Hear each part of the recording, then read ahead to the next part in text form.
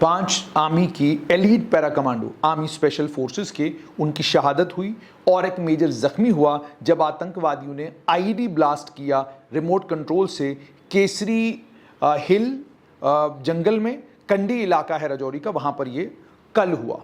और कल सुबह जिस समय खबर आई थी उसी समय हमने आपको ये बताया था कि पहले 2 जवानों की शहादत की खबर आई, लेकिन बाद में 3 और जवानों की शहादत की खबर आई। टोटल 5 जवान शहीद हुए हैं। इन 5 जवानों में से हवलदार नीलम सिंह पुत्र गुरदेव सिंह जोड़ियां अखनूर के रहने वाले, वो शहीद हुए। नायक अरविंद कुमार सन ऑफ उज्वाल सिंह सूरी चटियाला मरहून पालमपुर हिमाचल प्रदेश के रहने वाले। पैराट्रूपर प्रमोद नेगी देवेंद्र सिंह नेगी के सुपुत्र शिलिया सिरमाउर के रहने वाले हिमाचल प्रदेश में।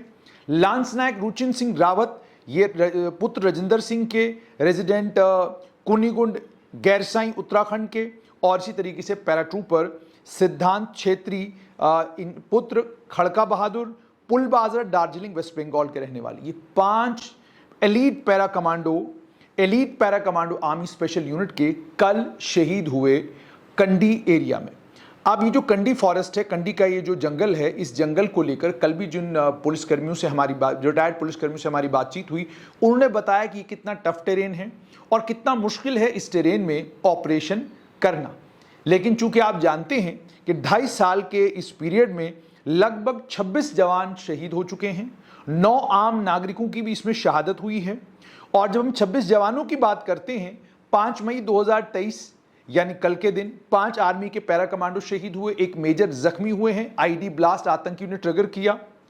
20 अप्रैल 2023 5 आर्मी के जवानों की शहादत हुई और एक जख्मी भी जवान हुआ। इसमें एम्बुश किया आतंकियों ने इनको बाटा दुनिया के इलाके में मेंढर में।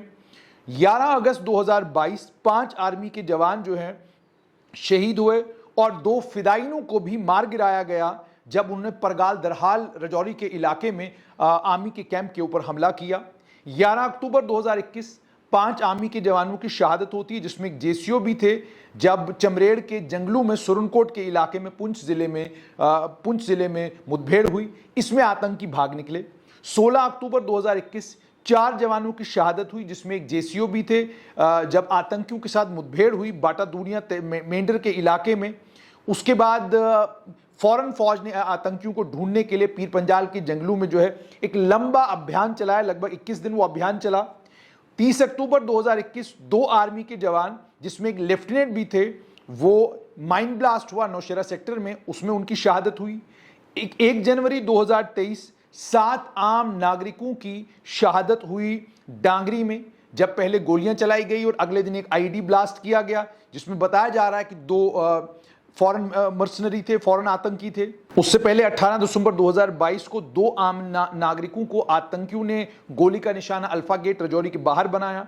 और उससे पहले मार्च अप्रैल 2022 की अगर बात की जाए तो 4 धमाके कोटरंका रजौरी में हुए 28 दिन के अंदर अंदर। उसमें पुलिस को, मजदूरों को, एक शादी के घर के ऊपर हमले किए गए। हालांकि इसमें कोई ज्यादा नुकसान नहीं हुआ, लेकिन ये सारी की सारी एक्टिविटी यानी ये सारे के सारे हादसे जिसमें 26 जवानों की शहादत, 9 आम नागरिकों की शहादत, ये सब कुछ हुआ। और उसके बाद जैसा कल कंडी के जंगलों में केसरी हिल के ऊपर आईडी ब्लास्ट हुआ, उसमें 5 पैरा कमांडो जो एलीट माना जा मतलब आर्मी की स्पेशल यूनिट्स में, स्पेशल फोर्सेस में एलीट जिन्हें माना जाता है, उनकी शहादत हुई। अब इस शहादत के बाद आज सुबह खबर यह आई कि इसी इलाके में एक आतंकी को न्यूट्रलाइज किया गया है। उस आतंकी से कुछ सामान, कुछ हथियार भी बरामद किए गए हैं। एक AK-56 राइफल, 4 मैगजीन AK-56 की, 56 राउंड AK के और एक 9mm की पिस्टल मैगजीन के साथ 3 ग्रेनेड और एक एम्यूनिशन पाउच जो है इस आतंकी से मिला है। ऑपरेशन त्रिनेत्रा यहां पर शुरू कर दिया गया है। उस ऑपरेशन त्रिनेत्रा में एक आतंकी को न्यूट्रलाइज किया गया है, जबकि एक आतंकी इसमें जख्मी हुआ है। इसमें Jammu Kashmir police, CRPF, army तीनों कोऑर्डिनेट करके इस समय आतंकियों के खिलाफ रजौरी और पुंछ के इलाके में कोऑर्डिनेटेड तरीके से इन आतंकियों को मार गिराने के लिए इस समय ऑपरेशन चला रहे हैं। रजौरी और पुंछ का इलाका पिछले 2.5 साल से अचानक बहुत ज्यादा एक्टिव हुआ है। जैसे मैंने आपको बताया कि 26 जवानों की शहादत होना और इन 26 जवानों की शहादत के बाद अगर कुल तादाद आतंकियों के मारे जाने की देखी जाए तो केवल 3 आतंकी अभी तक मारे गए हैं और इन 3 आतंकियों में 2 पहले मारे गए थे और आज एक आतंकी सुबह मारा गया है और एक आतंकी जख्मी हुआ है। यह जानकारी सुबह पीआरओ डिफेंस ने दी है। अब ये सारी चीजें किस ओर इशारा करती हैं? ये सारी चीजें इस ओर इशारा करती हैं कि आतंकी बड़े कोऑर्डिनेटेड तरीके से राजौरी और पुंछ के इलाके में फौज और आम नागरिकों को निशाना बना रहे हैं। जब हम रक्षा विशेषज्ञों से बात करते हैं, वो ये बताते हैं कि आतंकियों का मंसूबा है कि जम्मू संभाग को डिस्टर्ब किया जाए। वो जानते हैं कि जम्मू संभाग में अलग अलग समुदाय के लोग रहते हैं और वो ये भी जानते हैं कि ये इलाका कम्युनली बहुत सेंसिटिव है। उन कम्युनल सेंसिटिविटीज को ध्यान में रखते हुए इस इलाके को पहले डिस्टर्ब करने की कोशिश तब की गई जब 2 आम नागरिकों को निशाना बनाया गया, वो भी एक समुदाय के। उसके बाद 7 और लोगों को निशाना बनाया गया डांगरी में, जिसमें आईडी ब्लास्ट से आप जानते हैं कि 2 बच्चों की शहादत भी हुई थी। ये सब कुछ आतंकी इसलिए कर रहे हैं, रक्षा विशेषज्ञ बता रहे हैं कि वो जम्मू को डिस्टर्ब करना चाहते हैं। रक्षा विशेषज्ञ ये कहते हैं कि जो प्रेशर घाटी में उनके ऊपर है, जिस प्रेशर के चलते उनका घाटी में ऑपरेट करना लगभग नामुमकिन बन गया है, और जिस तरह की इंफॉर्मेशन गैदरिंग या जिस तरह की इंफॉर्मेशन नेटवर्क इस समय पुलिस, आर्मी और पैरामिलिट्री फोर्सेस के पास घाटी में है, जिसके चलते आतंकवादियों की उम्र 15 दिन से ज्यादा नहीं रही है, उसी इंफॉर्मेशन नेटवर्क के डर से और खौफ से आतंकियों ने अपनी बेसेस राजौरी पुंछ शिफ्ट की हैं। लेकिन वहीं पर वो रक्षा विशेषज्ञ भी हैं जो ये मानते हैं कि सुनियोजित तरीके से आतंकवादियों ने और इनके आकाओं ने अपना प्रोग्राम बदल दिया है।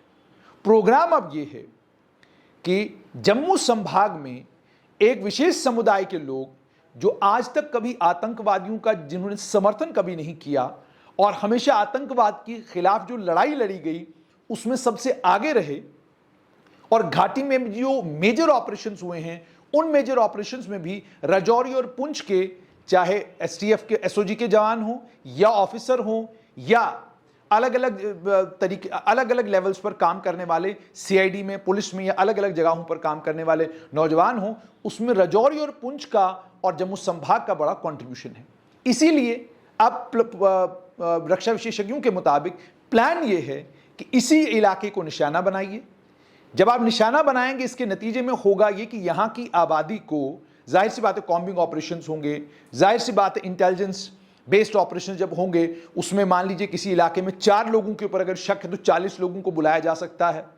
तो कोशिश ये है कि किसी तरीके से इस इलाके को एंटेगनाइज किया जाए, इस इलाके के अंदर ऐसा माहौल बना दिया जाए जिस माहौल में लोग एक दूसरे के ऊपर शक करना शुरू कर दें। जब लोग एक दूसरे के ऊपर शक करना शुरू कर देंगे, उसका नतीजा ये निकलेगा कि आतंकवादियों को आसानी से अपनी बेस बनाने का मौका मिलेगा। लेकिन दूसरी तरफ जब हम पुलिस या प्रशासन के अधिकारियों से बात करते हैं, वो ये कहते हैं कि इस प्रोग्राम, ये जो आतंकियों का मंसूबा है, इसको लेकर भी हमारे पास काउंटर स्ट्रैटेजी है और उस काउंटर स्ट्रैटेजी को लेकर हम राजौरी और पुंछ के इलाकों में आने वाले दिनों में बड़े स्पेसिफिक और लिमिटेड ऑपरेशंस करेंगे, जिन स्पेसिफिक और लिमिटेड ऑपरेशंस में हमारी पूरी कोशिश ये होगी कि पिन पॉइंट प्रिसीजन के साथ अगर आतंकी है तो न्यूट्रलाइज कर दिया जाए और अगर आतंकियों का मददगार है तो उसे गिरफ्तार कर लिया जाए और उसके खिलाफ कानूनी कार्रवाई की जाए। ये सब कुछ अपनी जगह, लेकिन 26 जवानों की शहादत, 9 आम नागरिकों की शहादत, 35 के करीब कैजुअल्टी का फिगर,